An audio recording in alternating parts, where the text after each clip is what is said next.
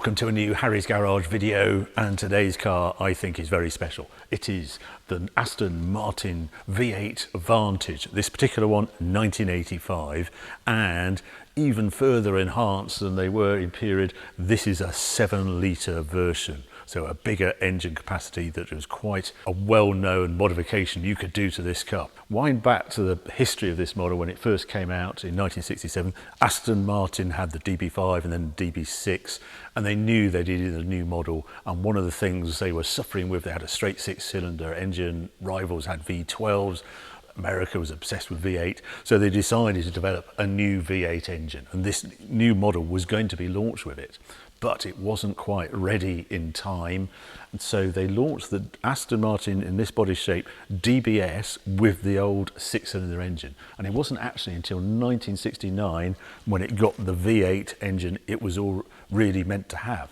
Then in the 70s, cars were getting quicker, the competition was getting hotter, and they came out with a Vantage version of that V8, and it was a hero car from then on. They did some wonderful enhancements, the blanked out grille, and it was our British supercar to do rival with the Ferrari Boxster, the Countach, the Porsche 911 Turbo. There it is on the cover of this car magazine, April 1984. And the Vantage version added high lift cams. It had proper performance, high top speeds, 170 mile an hour top speed, mid 5s, 0 to 60 time. It was a quick car in its day, but I've been itching to drive on because I obviously have a love of our 80s supercars, and this was a proper British hero car. Come on, let's have a closer look at it. Now, from the front, this is where you recognise Vantage. This is the statement that Aston Martin made. They made it, firstly, by blanking out the grille, which is a weird thing to do on your high horsepower car, adding these driving lights and this deeper front air dam as well. It looked quite spectacular in 1977. And on the V8 Vantage, this was actually a air scoop, but they actually blanked that off as well. No idea of the reasons behind. I suppose I seem to remember something about it being more aerodynamic through the eye, gave it a higher top speed, but it also gave it this highly distinctive look. There was no mistaking a Vantage coming towards you because of that blanked out grille. And it's gone full circle now. It's something you expect on an electric car now, you sort of the blanked out grille, but no, the Aston V8 Vantage got there first. Come round and you've got bigger wheels on this car, 16-inch wheels. These are the Ronald wheels with the actual bolts are hiding underneath there, and bigger wheels and tyres as you would imagine. Now on this car, they are 255 50 ZR by 16. I seem to remember they were 15-inch when the Vantage first appeared. Vantage here as well, another way of recognising you had the ultimate version, painted mirrors there. There is an X-Pack you can get on this car as well. That was on the later cars, but this isn't an X-Pack car, but it's a very handsome car, particularly I think in this royal cherry colour. Then round the rear, you've got this sort of flared in rear boot spoiler. Fabulous looking car, twin pipes out the back and sort of all covered, everything that's going on underneath. Traditional rear suspension, you can just see some red conies just sort of appearing just down by the wheels. And if you were to peer underneath, it actually has got inboard brakes at the back, and then 10-inch ventilated discs at the front. Other things to note, twin fillers on this car, they just flick up, there's a button on the dash, they come up, it actually fills the single tank, but you can go either side if you're filling up with fuel, and you will be doing that quite regularly. Then a reasonable boot. Now this is full of its car cover in here, but I wanted to show you the history file. That is the type of history you get on an Aston Martin Vantage. They are highly sought after car, super rare, and I've never seen a history file quite like this, but it goes right back to the beginning, this one. So yeah, 1985 car. This has a number of articles of its, and its original sort of invoices are all in here. If I look, they're right at the beginning. Here we go, Aston Martin Gonda, chassis numbers there. When he bought it, August 1985, 3rd of August.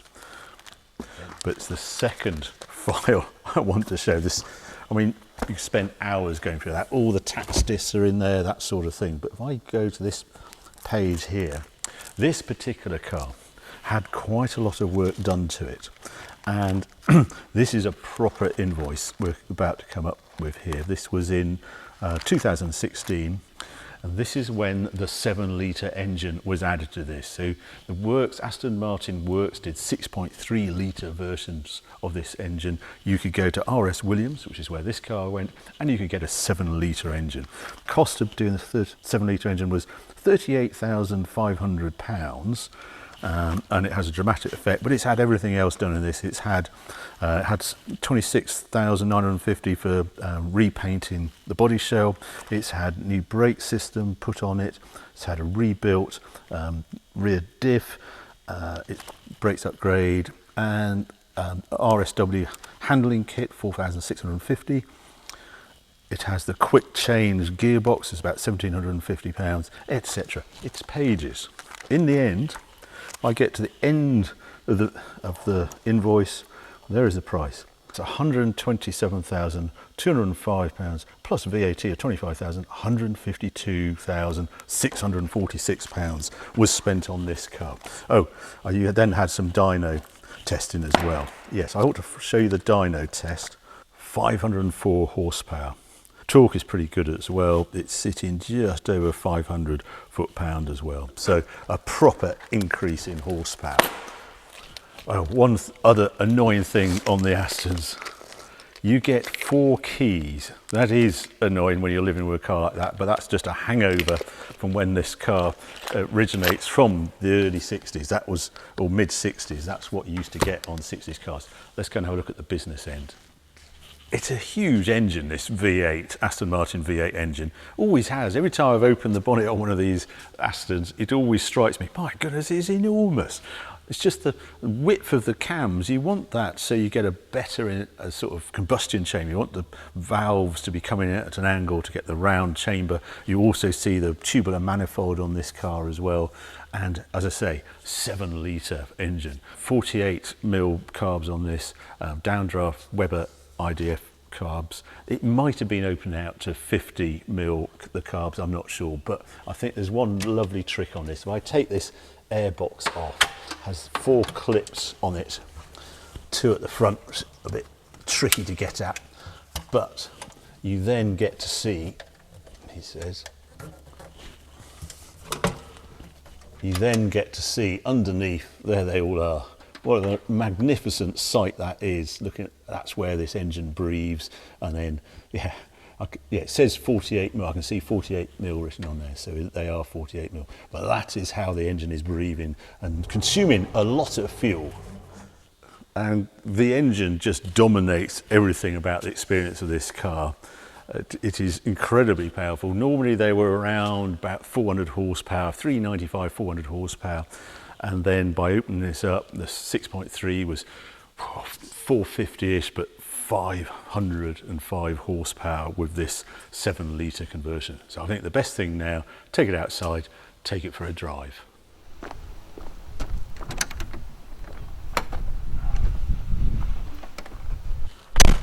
Yeah, what a treat it is in here of leatherness and walnut, and look at it on here and the wheel.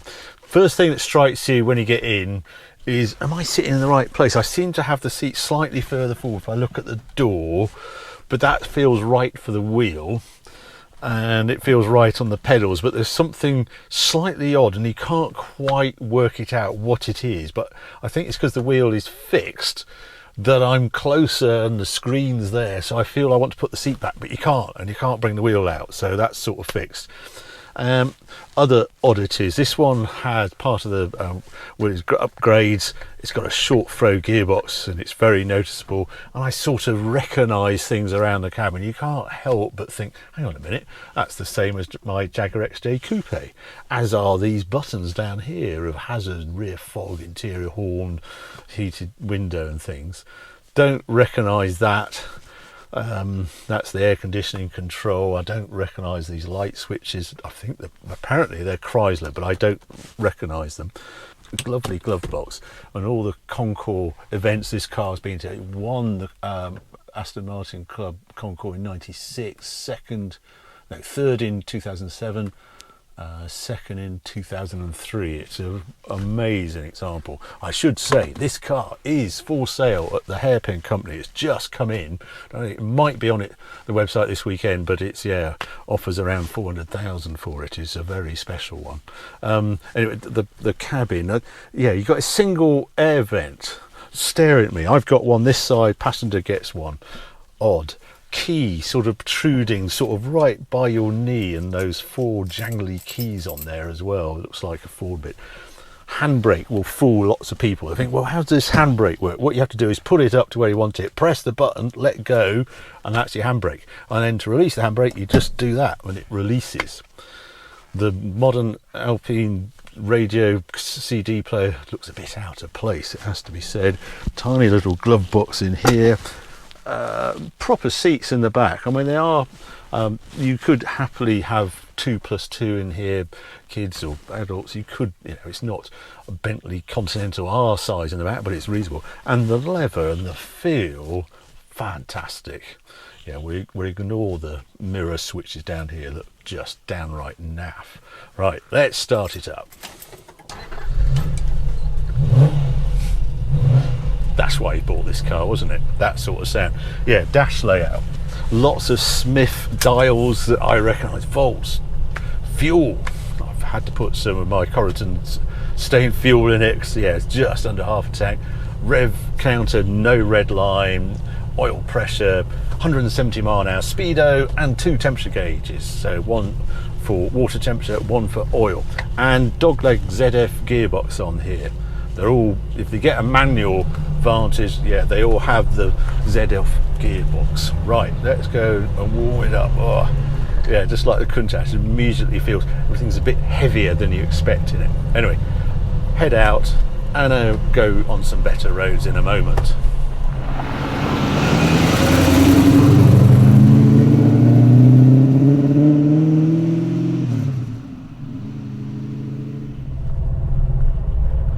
Relatively quick steering, but it's got power steering, but it's just the weight of it. You think, well, what's it doing? And there's a sort of slight difference to the feel to it as you move from dead ahead to put some lock in it. Let's try this though.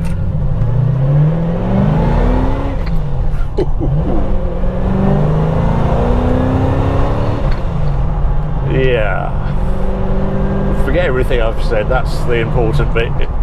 The way that 7-litre engine responds. Any gear, what we're doing, 52,000 RPM. And now we're illegal. It's got some proper grunt with that engine conversion. Quite different from the 77, the first generation V8 Vantage that was camier and needed revs. Nah, this just straight off, just a twitch of the toe and boom. Other things you pick up on, God, the seats, just the luxuriousness, the perfect. I'm gripped by this seat, and yet it looks plush. It looks like it's come from some expensive hotel lobby, but in here I'm locked in. Odd, and just a beautiful feel to them. Short throw gearbox, amazing. Feels like a race box. It's closer to my Elan than it is to my Espada. Just the feel of the gearbox. Really wasn't expecting that. And civilized. I measured the sound. It's 75, 76 decibels, something like that. Perfectly livable with. View out, just the slim pillars. I mean, it's extraordinary compared to modern cars, how close the screen is, how panoramic it is. Side screens, plenty of visibility in this car. So that's nice as well. It's not quite as intimidating as you might imagine it. I was saying about the steering and its odd feel. It's immediately you get in, it is strange. It is power, but you try and put some power, and it sort of doesn't actually have to go past this point of resistance that it wants to flick back straight ahead. So yeah, you go there, and all it wants to do is go back to straight ahead. It's like, no, I'm staying straight ahead. It's very odd, but it is obviously power, and you go there, all right then, I'll stay there then. It's like you have to go past a point of resistance and then it will turn, and I have to say it's a bit disconcerting, but it's better on the move. But it just, you initially get in it, think that's a bit odd. Yeah, now we're on the move, and then it flows again. The other thing about this car, after driving all those BMWs and things recently, all those driver aids and all those switches, nothing in here. No, not even ABS, nothing. No, gearbox, steering wheel, throttle, brakes. Brakes, floor hinge pedals in this Aston. So that is another thing just to get used to when you first jump in. Now, coming up to the squirt out the hill, and I'm quite looking forward to this. I'm at 30, yeah, 1500 revs in third. What's it in second? Yeah, 2000 RPM. I don't want to rev it past 6, this engine, but yeah, 2000 RPM we are. Let's see what happens. Whoa.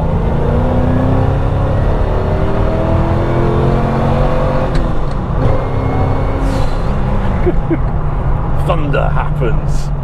Oh, it's funny, all the controls, there's all this sort of layer to get through, slightly odd. Throttle, pin sharp, boof, touch it, doing, you're off. Whoa. And now it's warmed up, no hiccups at all, no pops and bangs, just deep bellow, isn't it? Doesn't come onto cam or anything, it just goes.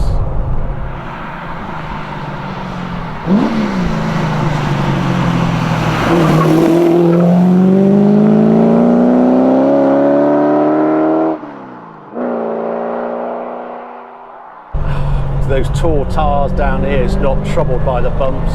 I can feel, yeah, there's just the back just slightly moving. Didinium suspension has this slightly loose feel to it. Feels good. Quicker steering, as I mentioned before, it's quite sharp. When you turn, you don't need it hardly lock to point into the corner. And down here,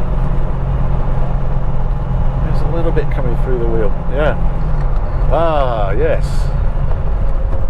It's quite a car, this. I mean, it's not a full-on sports car, but it's the brute in the suit has never better suited a car than this.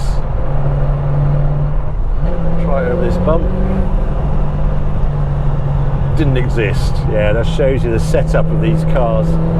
So much softer than we're used to. So, I mean, it's a pure road car, this. Now, let's try it around here. Oh, yeah.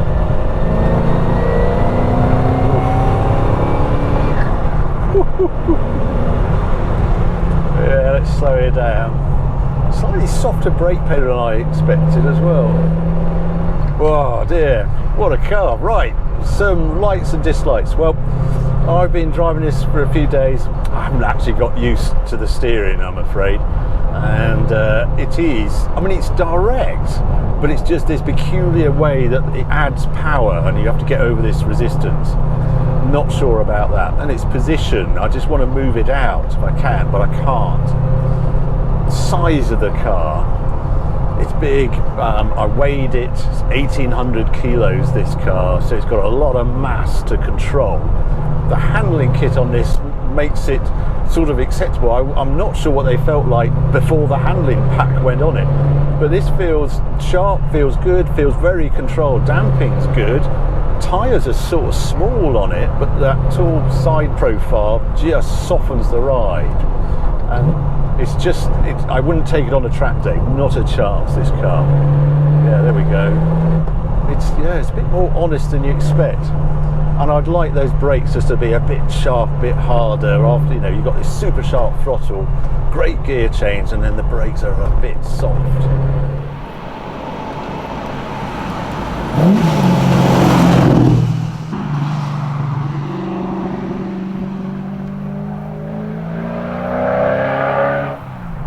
I mean, you are moving along. There's 500 horsepower does make mincemeat of 1800 kilos. And it's the torque, really, that's 7 litre. Oh, and it's quick to rev. Oh yeah, there we go, turning in. Feels, yeah, there's the weights at the front. Oh, use that squats.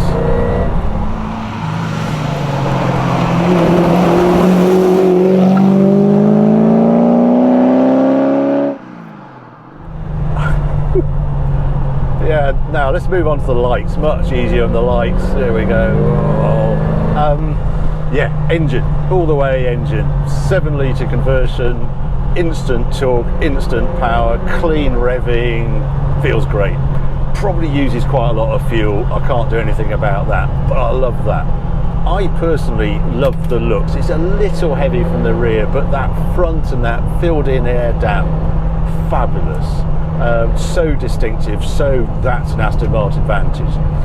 Also, I like the build quality, weirdly, of this. I've experienced the next generation V550, V600, and they annoy because they had sort of screws holding the walnut in and things. That doesn't feel like this. This very definitely feels hand-built by someone who really cares in Newport Package. There's even a little plaque in the glove box telling me that as well. Gear change, love it. It's a car I sort of could grow into. The Countach is that much more wilder, it's more to my taste, but my goodness, it's an event, this car. Oh, especially with 7 litres under the bonnet.